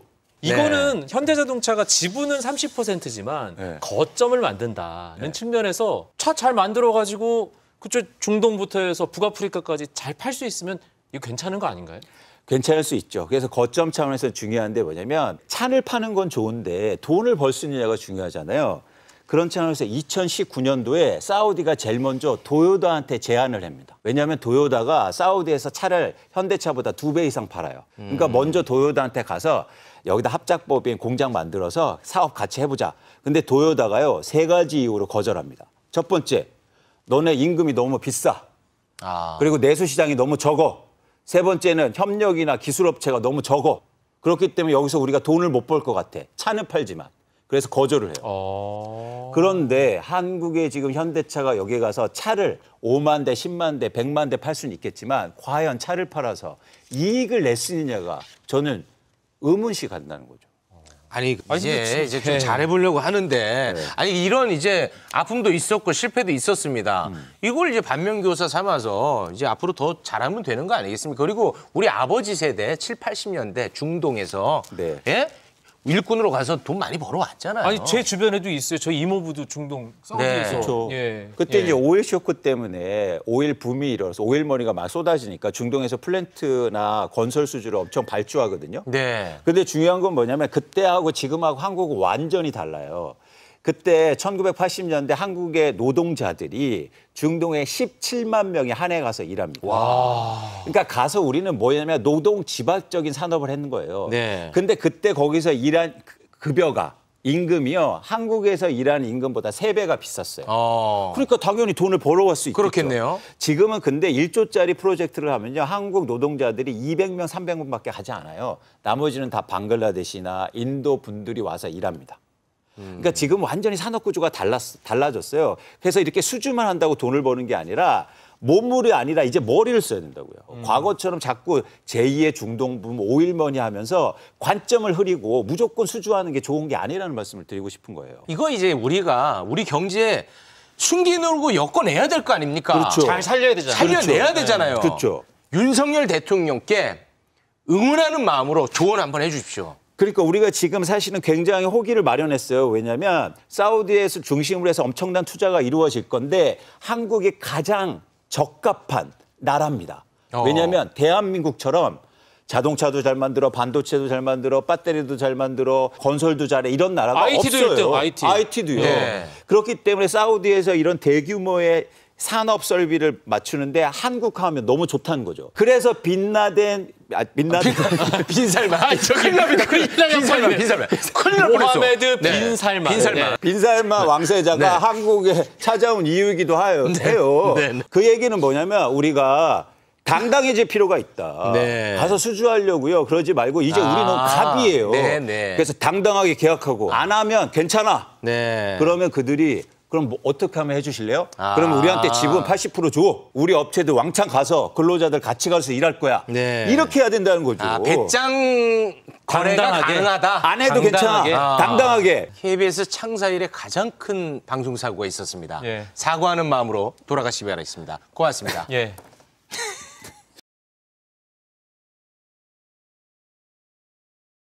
본격적으로 출발을 해볼 텐데 윤석열 대통령이 지금 사우디에서 21조 원 규모의 투자를 약속받았다. 카타르에서는 5조 원대 사업 수주 소식을 전해오고 있습니다. 여기 계시는 네 분들은 어떤 부분에 주목하고 계신지 궁금합니다. 지금 제2의 중동 붐이라고 일컬어지는데 그전엔 이제 건설 회사들이 중동에서 돈을 많이 벌었잖아요. 요새는 조선 업체들이 많이 수주를 하죠. 러시아하고 우크라이나 간의 전쟁 등 국제 정세하고 많이 관련이 있습니다. 파이프라인으로 이제 가던 천연가스나 원유 같은 게 요새는 LNG 운반선이나 아니면 이제 배로 실어 나르는 과정에서 우리나라 조선 업계가 호황을 맞이하고 있는데 그런 의미에서 적절한 시기에 방문을 하고 또 많은 투자 유치 실적도 발표가 돼서 좋은 소식이긴 합니다. 근데 제 주변에 있는 분들의 반응을 듣고 제가 깜짝 놀랐어요. 어떤데요? 사실은 이제 분명히 지난 대선에서도 윤석열 당시 후보를 찍었고 또 국힘에 지지하는 성향을 갖고 있던 것으로 여태까지 확인이 됐던 분들이 반응이 그런 거예요. 국내 경기가 이렇게 힘든데 해외 순방 일정이 너무 많은 거 아니냐. 이런 반응을 보이셔갖고 제가 정말 놀란 게 지금의 위기가 국민의 힘의 위기만은 절대 아니구나. 사실은 대통령실의 위기가 당으로 전이된 측면도 분명히 있어 보여서 위기는 위기로 보입니다. 아니 김용남 위원님이 저렇게 다만하고 이렇게 포지션을 바꾸시면 우리가 할 말이 없어지잖아요. 아니, 어떡하실 거야 포지션을 이거. 완전히 바꾸지는 않았어요. 좋은 얘기 많이 했잖아요. 좋은 얘기 많이 했습니다. 앞부분에. 그런데 그러니까 풍성한 MOU 국민이 더 이상 그런 데에 이렇게 혹하질 않는 거죠. 그리고 지난 2월 빼고는 매달 있는 해외 순방 그리고 너무 많은 해외 순방비 뭐 이런 것들이 그렇게 곱게 보이지 않고 특히 이번에 대통령께서 구청장 선거 지고 난 다음에 반성하라 현장에 나가라 그래놓고 싹 나가버리셨잖아요. 중동 현장으로 나가요. 글쎄. 그러니까 이제 그런 게 국민들 눈에는 전혀 곱게 보이질 않으니까 그쪽에서 오는 소식들이 야, 이거 또 다른 MB 시대의 MOU 시대로 넘어가는 건가? 이렇게 좀 이제 의심의 시대로 넘어가는 게 아닌가 싶습니다. 대통령이 세일즈 외교를 표방하고 이러저러한 실적치들이 이제 숫자를 통해서 발표가 됩니다만 이제 국내 경기가 워낙 어렵다 보니까 그런 게 너무 멀리 있는 얘기일 뿐이지 당장에 그게 우리 국민들의 삶이나 민생하고 무슨 관계가 있냐. 이런 식의 약간은 비판적인 생각도 있는 것 같고 그리고 대통령 해외 순방 일정이 너무 잦다는 얘기는 보통 한 임기 3년 차 넘어가면 나옵니다. 그러니까 즉 레임덕이 가까워지거나 어쨌든 국정 운영의 동력이 떨어질 때쯤 근데 이거는 지금 뭐 취임 이제 뭐 2년 차 돼가지고 이런 얘기가 나온다는 것 자체가 지금 국정 운영에 대해서 이제 비판적인 여론이 늘어간다는 것을 방증하는 거고, 그리고 이제 MOU라는 거는 협정이잖아요. 그게 실적으로 이어질지는 불투명한 겁니다. 이를테면 UAE 원전 같은 경우에는 이게 나중에 손실액이 더 컸어요. 우리 계약액보다. 그렇습니다. 실패의 사례들도 있기 때문에 무조건적으로 저 겉으로 보이는 수치만 가지고 환호할 문제는 아니고 내실을 실제 따져보기도 전에 샴페인부터 터트리는 이런 우를 범하지는 않았으면 좋겠다 이런 생각이에요. 우리나라처럼 에너지 자원이 항상 부족하고 또 원유가 나지 않는 나라에서는 중동하고의 협력은 매우 중요하다. 더군다나 사우디 같은 경우에는 지금 이제 중동 지역의 맹주로서 자리매김하기 위해서 젊은 이제 빈살만 왕세자를 중심으로 해서 굉장히 많은 그 노력을 하고 있거든요. 그래서 저는 이제 주목하고 있는 나라이기 때문에 우리나라가 그런 나라하고 굉장히 긴밀한 관계를 맺는 것을 저는 바람직하다고 생각하는데, 과거에 이제 대기업의 임원으로 일을 할 때 기업인들이 현장에서 굉장히 열심히 해서 수주도 하고 막 하거든요. 그런데 어느 날 딱 보면 대통령께서 쫙 발표하는 거예요. 물론 그럴 수 있죠. 그러나 이제 저희는 굉장히 서운했던 게 뭐냐면 말이죠. 우리나라 기업인들이 이렇게 열심히 뛰어서 이렇게 많은 것들을 수주를 했습니다. 제가 열심히 돕겠습니다. 이렇게 얘기하면 좋을 텐데. 이제 그 앞으로는 저희는 좀 제 생각에는 좀 권위주의적인 방식은 좀 버리고 이제 시대에 맞게 갔으면 좋겠다. 네 분 다 애정어린 걱정을 좀 해주셨는데, 그래도 좀 좋은 쪽으로 생각해 보자면 과거 해외 순방 때는 이 크고 작은 의전 실수들이 좀 있곤 했는데 그런 건 좀 많이 줄어들지 않았을까요? 그래서 이번에 의전 비서관이 바로 가시기 전날 관둬서 그런지는 모르겠으나 저는 이번에 좀 어색하긴 했습니다. 김건희 여사에 대해서 각별하게 사우디에서 이렇게 대우를 해줬다. 이례적 예우.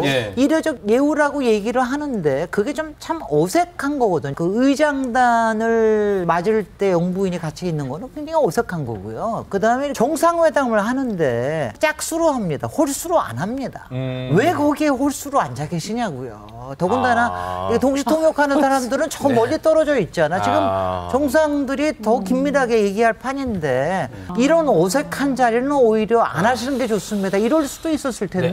의원님, 근데 그 관련해가지고 대통령실이 입장을 낸 게 있어요. 이렇게 이례적인 예우를 해주는 이유는 빈살만이 한국에 오지 않았습니까? 그때 너무 잘해줘서 답례 차원. 근데요, 난 대통령실도 너무 문제인 게 대통령실이 입장 냈어요. 그런 식으로 얘기 안 해요. 이거는요. 사우디하고의 그게 아니라 국제적으로 어떻게 보이느냐의 기준이 있어야 되는 거예요. 의전이라고 하는 거는 국제적인 프로토콜에 따라서 움직여야 되는 겁니다. 프로토콜에는 맞지 않았을 것 같아요. 중동 국가들 같은 경우에는 미국 대통령을 포함해서 여러 세계 주요 국가들 지도자하고 정상회담을 하는 모습을 보면 늘 1대1로 합니다. 근데 이번에 보면 공식 행사에서 의도한 건 아니겠지만 뒷줄이긴 합니다만은 김건희 여사가 이제 두 정상 가운데를 이렇게 따라가는 모습이 화면에 잡힌 사진이라든지, 혹은 이제 정상회담을 하는데 이쪽은 한 명인데 이쪽은 이제 김건희 여사까지 앉아 있는, 좀 전에 설명하셨던 대통령실에서는 이례적인 환대다. 이를테면 미국과 같은 강대국한테도 보이지 않았던 그런 의전상의 이례적인 환대를 보이고 있다는 걸 자꾸 자랑하는데 그게 자랑할 일일까요? 저는 오히려 그걸 지나치게 좀 미화하려는 약간의 촌스러운 의도가 느껴져서 조금 오히려 불편했고, 저는 오히려 그럴 때는 좀 빠져주는 게 맞습니다. 이 모양새상 더 좋은 게 아닌가. 근데 김건희 여사의 또 본능은 그렇지가 않은 것 같아요. 김용남 의원님은 약간 뭉클한 장면이었죠? 통상 양국 정상끼리 만나고 또 퍼스트 레이디끼리 이렇게 만나는 게 통상의 예죠. 근데 이게 숫자를 도저히 맞출 수 없어서 그런 거 아닐까요? 어떻게? 아니 이렇게 통상 머마드 빈살만, 그러니까 MBS라고 칭해지는 저분은 영부인이 한 명은 아닐 것 같아요. 그렇죠. 아니 뭐 그쪽으로 봤어요. 많은 숫자라 이게 도저히 균형을 맞추기가 어려워서 저런 장면이 나온 거 아닐까? 그냥 나름 저는 그렇게 생각해봤어요. 근데 저는 참 그 빈살만, 만약 대통령실의 해석을 그대로 받아들인다면 빈살만 왕세자가 대한민국의 실세가 누군지 아는 거죠. 네. 그리고 어떻게 대접해야 좋아하는지 딱 아는 거죠. 그렇게 해석하실 줄 알았어요. 네. 요 문제는 요 정도에서 네, 마무리 짓겠습니다. 잘 마무리하고 돌아오셨으면 하는 그런 바람이고요. 얼굴 자체가 좀 다르잖아요. 변화를 상징합니다. 허심탄회한 거침없이 대화할 거고 당 대표는 물론이고 대통령하고도 거침없는 얘기할 거니까.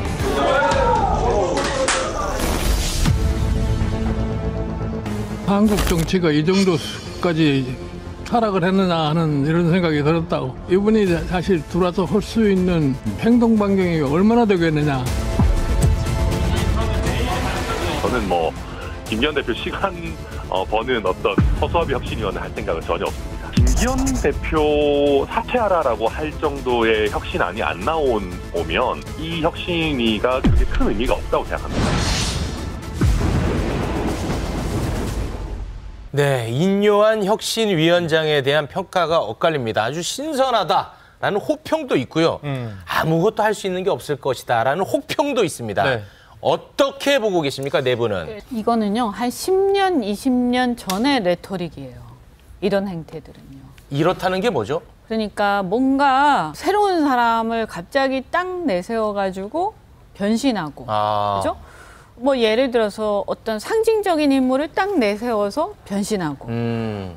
박근혜 대통령 그 비대위 대통령 되실 때 다문화 뭐 한다면서 이자스민이신가요? 네, 그분 의원으로 예. 딱 하셨죠. 그리고 또 지금도 보면 북한 이탈 주민 출신들 있으시죠? 네, 그죠? 태용호 의원. 굉장히 상징적으로 딱 내세우면서 뭐 이런 게 변화다 이러면서 하는데요. 한번 우리가 쭉 보면 저는 이제 국민들이요 그거 안 속아요. 왜냐하면 보세요.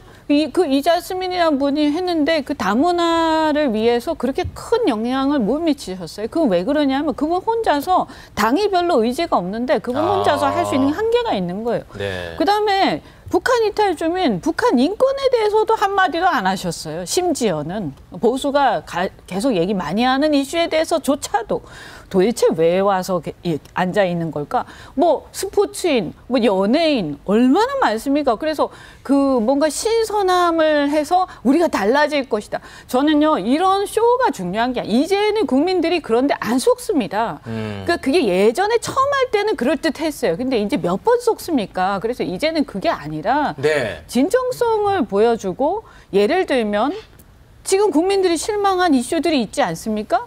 그거를 반성을 하면서 국민들 앞에서 사과하고 그거 되돌리면 돼요. 아주 간단해요. 누가요? 아니 대표하고 대통령께서요.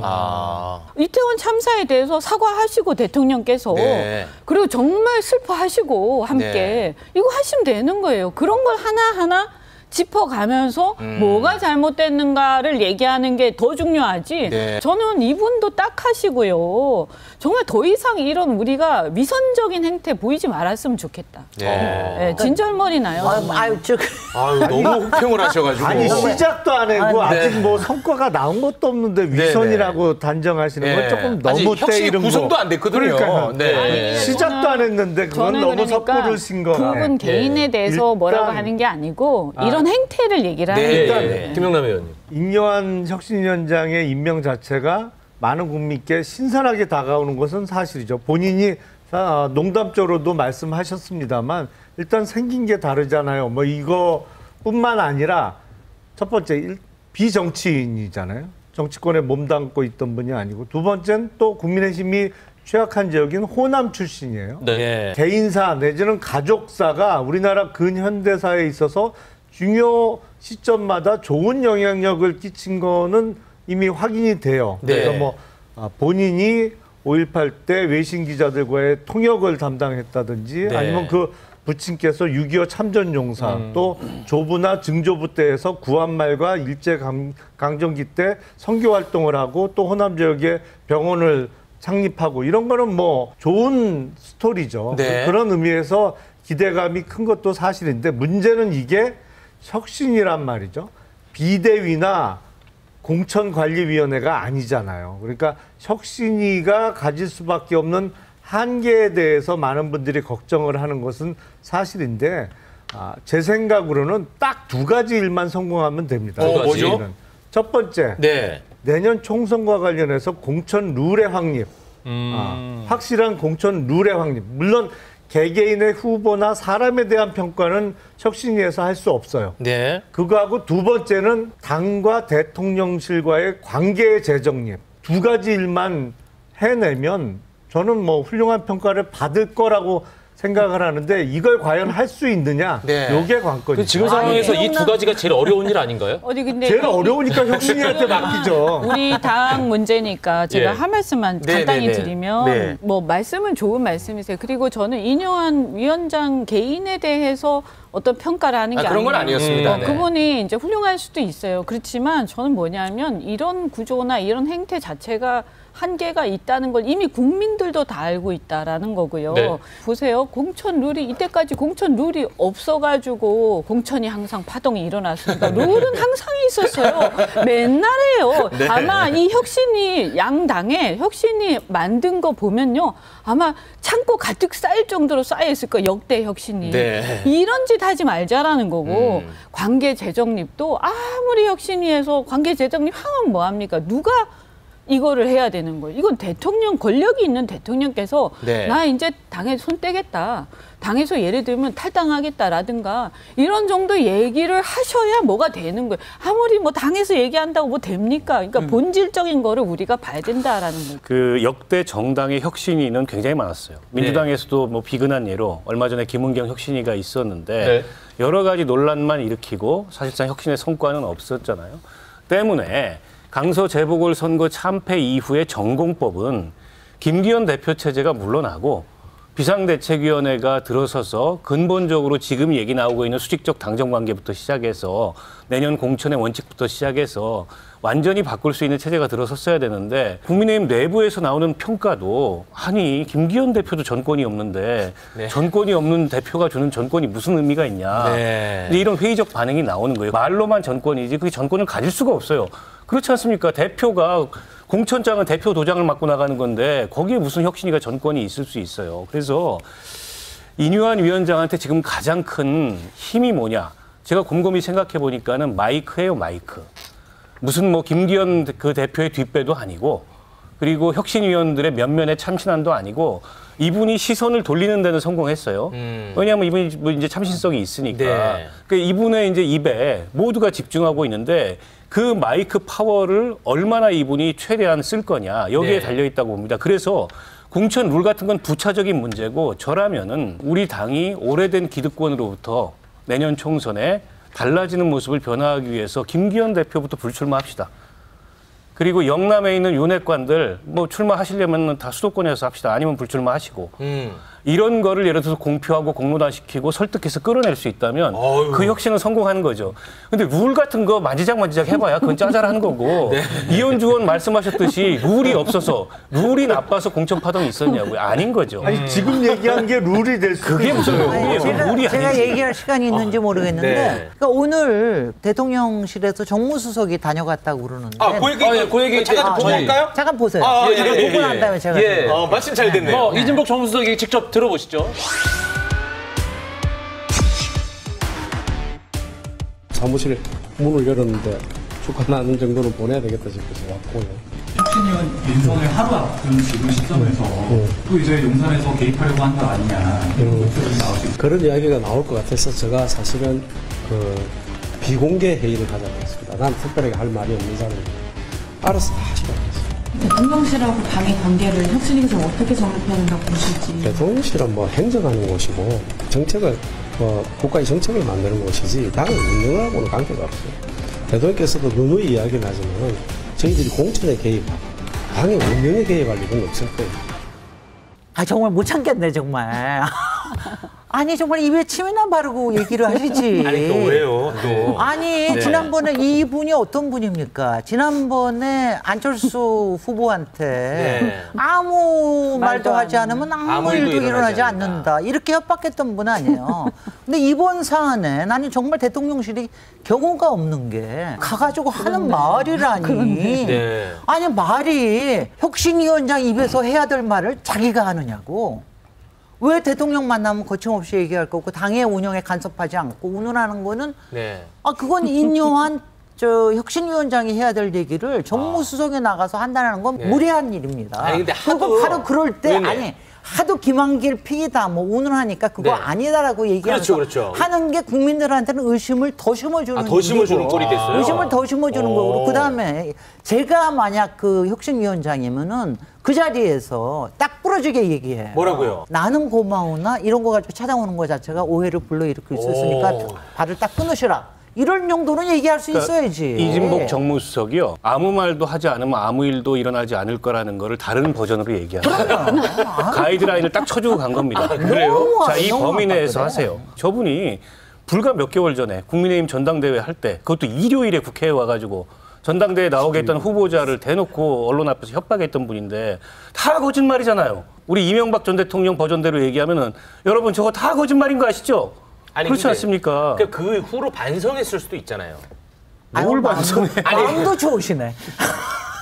뭘 반성했는데 강서 재보궐선거 직전까지 뭐가 달라졌습니까? 대통령실이. 아무것도 달라진 게 없잖아요. 자, 김진애 의원 발언을 아주 진지하게 듣고 계셨던 김용남 의원. 예.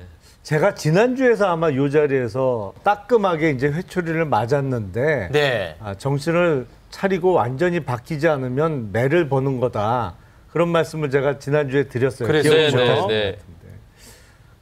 아무 말도 하지 않으면 아무 매도 벌지 않습니다.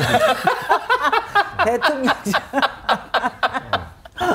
달라지셨다니까요, 지금. 야, 그거 한마디 하시고 아주 흐뭇해하시네. 아니, 흐뭇하지는 않아요. 흐뭇하진 않아요? 아니, 이렇게 가만히 있으면 50점이에요. 아니, 그럼 제가 정치 문법을 진짜 전혀 몰라서 여쭤보는 건데, 지금 뭐 혁신위원장을 찾아가면 안 된다라고 말씀하셨는데. 아니, 근데 저 아직 몰랐는데 네. 진짜 그렇네. 저도 깜빡 속았네요. 아, 속았어요? 아니, 네. 그냥 당연히 그런 거 이렇게 생각해 보니까 비대위원장이 아니시잖아요. 그럼요. 비대위원장급 혁신위원장이라고 해석하면 되죠. 아니 그거를 근데 왜 대통령실에서 위상을 높여주냐 이런 비판 그렇죠. 같은데요? 허수아비인데. 아니 대통령실에서 위상을 높여주는 게 아니고 지금 당이 처한 상황이 혁신위에서 당의 정말 개혁을 주도할 수밖에 없는 상황이다. 이런 거를 그러니까 반증하는 거 아닐까요? 선회를 하자면 아까 그 인터뷰 하시면서 하신 그 말을 꼭 언론에 대고 한번 얘기할 기회를 잡아야겠다라고 생각한 거 아닌가 싶어요. 욕심으로 온 거예요. 그런 이제 정치적 필요성이 있었다. 저는 그냥 협박이라고 보는데 대통령하고의 독립 얘기하지 마라. 당정 분리 얘기하지 마라. 상향식 공천 이런 얘기 하지 마라. 혁신위원장 입에서 그런 얘기 나오지 않게 해라. 그렇게 하는 나는 좀 일종의 협박이라고 봅니다. 그렇게 보시는군요. 네. 그러면서 시간 보는 거죠. 아니 이게 설득력이 있죠. 이 관측이. 왜냐하면 인유한 위원장이 가진 마이크에서 무슨 얘기가 나올지 모르거든요. 근데 그 얘기에 가이드라인을 치러 온 겁니다. 대통령은 당무의 개입을 원래 안 하시는 분이고 공천 개입 같은 거 생각도 안 하셨던 분이고 당의 자율성을 시종일관 존중하셨던 분입니다. 그러니까 그런 줄 아십시오. 라는 얘기를 인유한 위원장한테도 하고 언론을 통해서 단도리 치러 온 거죠. 윤석열 대통령을 중심으로 한 신당 창당설도 있지만 유승민, 이준석 전 대표를 중심으로 한 창당설도 있습니다. 여론조사 결과도 아주 의미심장한 게 하나 나왔잖아요. 예. 근데 이런 와중에 이현주 전 의원이 이준석 전 대표와 토크 콘서트를 다닌다라는 보도가 나와서 그 신당에 합류하나 뭐 이런 이야기들이 오고 가고 있습니다.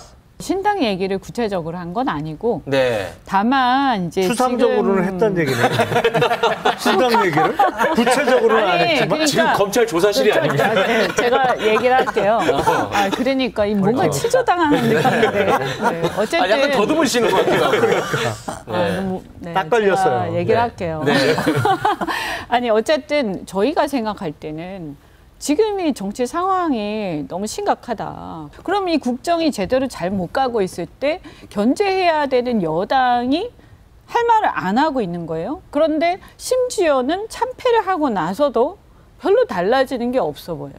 그러면 우리가 볼 때는 우리 사실은 뭐 어떤 특정인을 추종하는 사람들이 아니지 않습니까? 우리가 생각하는 가치나 나라나 국민을 위해서 그럼 우리가 할 수 있는 게 뭘까? 그러면 이 어떤 우리가 생각할 때 국민들이 희망이 없어져 가고 있는데 우리나라가 가야 할 길이라든가 이런 어떤 정당이 가야 할 길, 뭘 개혁해야 되는지 이런 걸 얘기를 한번 해보자. 네. 뭐 이렇게 막 얘기를 하다가요. 네. 만약에 뭔가 이렇게 정말 우리가 뭔가 해야 되겠다 용기를 내서 네. 그러면 뭐 신당? 그런 가능성이 배제돼 있는 건 아니죠. 그래요? 다 듣고 나니까 신당 창당 얘기했다는 얘기래요. 그러니까. 아니 습관적으로 우리 자꾸 그러시네. 아니 저 죄송합니다. 이준석 대표뿐만이 아니라 네. 다른 또 많은 사람들이 이런 생각을 갖고 있을 거라고 저는 생각해요. 네, 그럼요. 알겠습니다. 신당과 관련해서 여론조사 나온 게 하나 또 있더라고요. 네. 아, 근데 김진애 의원님 대단하시더라고요. 제 정치적 감각이 좋대요. 아니, 그 신당이 이제 띄워지면 민주당 쪽에 상당히 불리할 수 있다 이런 말씀을 하셨는데 네, 이준석 신당. 예, 어제 발표된 여론조사 결과입니다. 유승민, 이준석 신당이 창당될 경우에 민주당의 지지율은 8.5%포인트 하락하는 반면 국민의힘에서 빠지는 포인트는 4.3%포인트다. 그러니까 즉 민주당 표를 더 많이 이준석, 잠식해. 유승민 신당이 더 많이 잠식한다. 이런 얘기거든요. 실제로 이런 결과가 나오니까 좀 더 위기의식, 불안감 이런 거 아니세요? 예. 아니요. 저는 뭐 너무 당연한 결과라고 봤고요. 지금 현재로서의 의식에서는 일단 17.7%가 나왔다는 건 상당히 높은 거니까 일단 이현주 의원 상당히 고무되시고요. 아니 제가 말씀드렸잖아요. 유승민, 이준석. 유승민, 이준석. 우리라고 하셔가지고. 그런데 유승민, 이제 이준석. 한쪽에서는 4% 빠지고 한쪽은 8% 빠지는 지금 현재로서는 중도층 또는 무당층이 윤석열을 비판하는 세력들이 일단은 민주당 쪽으로 와 있습니다. 그게 대안이기 때문에. 그렇기 때문에 다른 대안이 나오면 그냥 미심쩍게 할 수 없이 민주당을 지지하던 사람들이 그쪽으로 빠져나가는 거죠. 그러니까 8%가 나간 거고요. 네. 그러니까 근데 저는 그래도 좋습니다. 뭐 이준석 신당이든 아니면 이준석 뭐 이현주 신당이든 아니면 이준석 유승민 신당이든 뭔가가 나오는 게 궁극적으로는 저는 민주당에도 좋고 우리의 정치권에 좋다는 생각을 합니다. 아, 그래요? 왜냐면 제가 오늘 정의당 얘기도 잠깐만 하겠습니다. 사실 정의당이라고 하는 상당한 개혁 진보가 나타남으로 해서 민주당에 상당히 부담이 됐었으나 과거에 완전히 부담이 돼서는 민주당을 많이 정신 차리게 한 효과가 있어요. 저는 보수 쪽에도 그런 일이 한번 일어나기를 바랍니다. 그러니까 보수 쪽에서는요, 솔직히 보수 쪽에서는 여태까지 분열이라는 게 없었기 때문에 지난번에 탄핵 때 잠깐 분열된 거 외에는 그런 게 없었기 때문에 너무나 맨날 앉아서 그냥 헤엄치기를 하거든요. 근데 이러니까 우리 정치가 자꾸 뒤로 가는 겁니다. 그래서 저는 개혁 보수가 나타나면 정치권 전체에 긴장감을 줄 거라고 생각해요. 잘하기 경쟁으로 이어질 것이다. 그게 윤석열 신당이나 윤석열 국힘에도 도움이 될 거고 민주당에도 경쟁하게 만듭니다. 그러니까 다 같이 혁신하게 만든다는 점에서 여론조사는 이제 가설이기 때문에 네, 맞습니다. 두 사람의 인지도와 그에 대한 선호도 이게 반영이 된 여론조사 결과지 실제 어떤 사람들과 어떤 당을 만들지 아무것도 모르는 거예요. 때문에 그건 좀 지켜봐야 될 문제일 것 같고 오늘 이제 이준석 대표가 인터뷰했던 것 중에 약간 의미심장한 내용이 두 가지가 있는데 비례신당은 안 한다. 일각에서 이제 이준석이 당해봐야 자기 국회 들어가려고 비례신당 할 거다. 근데 이거에 대해서 부인을 한 거고 하나는 제1당 다수당이 되기 위해서 스펙트럼을 넓게 잡을 거다. 이준석이 무슨 2대남 정당을 할 거다. 뭐 20대 남성들이 갖고 있는 뭐 여성들과의 그런 어떤 뭐 이런 것들에 기초해서 당을 할 거다. 그래서 보수의 지분을 늘리려고 한다. 이런 관측들이 있는데 하면 그렇게 안 하고 생각하는 것보다 스펙트럼을 넓게 잡을 거다. 그건 좀 의미심장한 대목이에요. 그래서 그거는 지금 이 양당 체제를 아예 근본적으로 구조적으로 바꾸고 이제 새로운 패러다임을 세우는 게 아니면 지금 신당이 별로 의미가 없다고 저는 봐요. 알겠습니다. 그런 생각이라면은 그건 토론할 여지들이 많죠. 알겠습니다. 이준석 파이팅! 자, 여러분. 아니. 서울 이태원동에서 할로윈 대회를 앞두고 인파가 몰리면서 사고가 일어났습니다.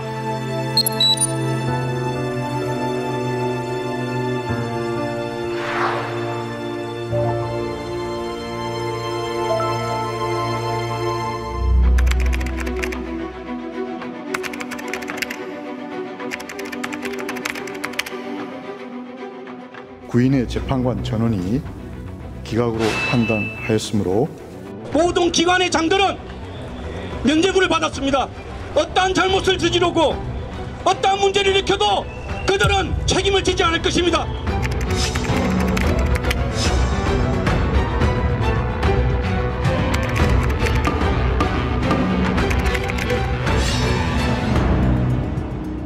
오늘도 넌 보이지 않아 하지만 어디에나 너는 있지 너를 아는 모든 네, 이태원 참사 1년이 다 되어 갑니다. 네. 근데 아직까지 책임지는 사람이 없어 보입니다. 어떻게 보십니까? 그 문제의 원인이 어디 있고 책임이 어딘지를 묻고 또 물어서 네. 드러낼 것은 다 드러내고 그리고 이런 일이 재발 방지되도록 뭘 고쳐야 되는가 이게 이제 사회 전체가 여기에 마음을 모아야 되는데 그렇지 않아요. 이번 이태원 참사만 보더라도 누가 책임졌습니까? 행안부 장관 뭐 탄핵됐었지만은 다시 복귀했고 경찰청장, 서울경찰청장 수사 중이긴 하지만 처벌도 안 받았어요. 처벌 안 받을 가능성이 높아요. 결국에 실무선에서 용산 경찰서장, 구청장 다 보석으로 나왔습니다. 네. 특별법은 아직까지 지금 뭐 패스트트랙에 올라갔지만 제정될 기미도 안 보여. 그러면 당사자들 입장에서 보기에 말이죠. 유가족들 입장에서 보기에 우리 아이들이 희생된 거 빼고 우리 아이들이 죽은 거 빼고 뭐가 달라졌냐. 네. 이런 느낌이 저는 안 들 수가 없다고 생각해요. 대통령이 왜 아직도 유가족을 안 만나시죠? 저는 이해가 안 되는 게 너무 많지만 그중에 제일 이해가 안 되는 게 그 대목이에요. 안 만날 이유가 없잖아요. 네. 국정 기조가 바뀐다는 걸 확실하게 메시지를 주셔야 될 텐데 그 네. 중에 가장 필요한 게 바로 이태원 유가족을 만나는 일입니다. 네. 곧 일주기가 돌아와서 기념 추모회에 대통령을 초대했다고 그러시는데 이건 초대해서 가는 거 이상 그런 얘기가 아닙니다. 대통령이 유가족들을 모셔야 돼요. 저는 네. 대통령이 우리 피해자들의 눈을 바라보고 한번 사과하고 영령을 위로하고 유가족들의 눈을 바라보고 안아주고 김건희 여사께서 진짜 하셔야 될 일은 이런 일이에요. 이거를 함으로 해서 비로소 첫 발을 띄는 거 이거 하나 하고 그래 네. 이게 되면은 그 다음에 특별법도 가능해지고 최근에 미국에서 만든 크러쉬라고 하는 이런 다큐멘터리도 우리가 좀 다 같이 보면서 네. 우리의 가슴을 다독일 수 있게끔 하는 이게 필요하다고 생각을 합니다. 네. 제가 그 크러쉬라는 그 예고편을 봤어요. 이런 나레이션이 나와요. 이것은 사고가 아니다. 왜냐하면 사고라는 것은 막을 수 없었어야 이게 사고인데 이 일은 막을 수 있었다. 이것은 사고가 아니고 불가항력이 아니다. 이런 얘기를 하거든요. 네. 저는 정말 공감하고요. 그래서 이걸 사고라고 자꾸 긋고 계속 얘기를 하는 이런 과정들이 전 유가족들한테 굉장한 상처로 남아있고 특히 저는 보수 일각에서 정말 우리가 들을 수 없는 뭐 이렇게 놀러 가다가 뭐 어쩌고 저쩌고 하는 이런 정말 슬픈 얘기들을 하거든요. 그러면 네. 예를 들어서 축제를 즐기던 사람은 죽어도 괜찮은 건가요? 그런 사고로? 아유, 안 되죠. 그렇죠? 그래서 저는 이런 부분에서 정말 진솔하게 얘기하고 중요한 거는 5일 동안 계속해서 장례식 가고 그게 중요한 게 아니고요. 대통령이 진심으로 슬퍼하고 함께 애도하고 책임지는 모습을 보이는 건데 책임이라는 게 사법적 책임만 있는 게 아니에요. 네. 그리고 우리가 재발 방지 얘기를 할 때도 결국에는 전부 경찰이고 뭐고 다 대통령한테 잘 보이려고 전부 다 거기 줄 서다가 문제된 거 아닙니까? 그래서 근본적으로 저는 제도 개선도 중요하지만 우리가 이렇게 최고 책임자 인사권 남용 그다음에 이렇게 줄 서기 이렇게 해서 뭐 하나 하면 경찰이고 누구고 일반 시민들보다 높은 사람들만 쳐다보고 이 출세하려고 하는 이 생태계를 바꿔야 된다고 생각을 해요. 네. 의원님 어떻게 보십니까?